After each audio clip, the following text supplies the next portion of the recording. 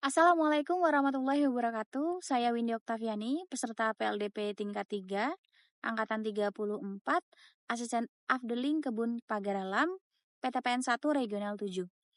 Dalam kesempatan ini, saya ingin menyampaikan learning point terkait modul manajemen bisnis.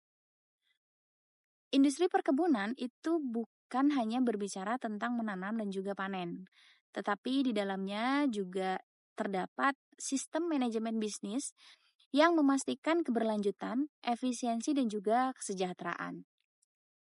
Industri perkebunan dalam hal ini berfungsi dari sisi ekonomi, meningkatkan kesejahteraan dan kemakmuran masyarakat, dari sisi ekologi meningkatkan konservasi air dan tanah, penyerapan karbon, penyediaan oksigen, dan penyangga kawasan lindung khususnya pelestarian lingkungan. Dan yang terakhir adalah sosial budaya yang biasanya dijadikan sebagai pemersatu bangsa khususnya untuk pengembangan wilayah. Namun dalam hal ini, sektor perkebunan masih terdapat faktor-faktor yang menghambat, antara lain yaitu yang pertama, produktivitas tanaman yang masih rendah, kemudian persaingan bahan baku yang masih dinilai kurang sehat, kemudian industri pengolahannya masih belum berkembang, dan yang terakhir itu adalah isu-isu dan juga tekanan global.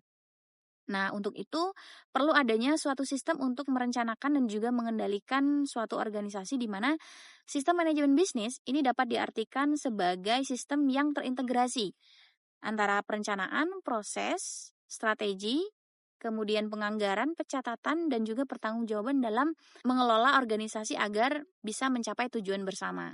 Nah, setiap manusia pasti pernah dihadapkan pada keharusan pengambilan keputusan baik dalam kehidupan pribadi maupun sosial, termasuk dalam pekerjaan. Nah, untuk mencapai hasil yang diinginkan, ada berbagai perspektif dalam pengambilan keputusan. Yang pertama itu adalah rational decision making. Keputusan ini bersifat logis dan konsisten, memiliki tujuan yang jelas dan juga spesifik. Yang kedua itu adalah bounded rationality atau pengambilan keputusan yang lebih rasional dalam model yang lebih disederhanakan. Keputusan dengan tepat memastikan atau melaksanakan hasil dari sebuah tujuan itu. Nah, yang ketiga adalah intuitive decision making. Pengambilan keputusan berdasarkan pengalaman, perasaan, dan akumulasi dari pertanyaan-pertanyaan. Nah, ada dua faktor yang mempengaruhi dalam pengambilan keputusan.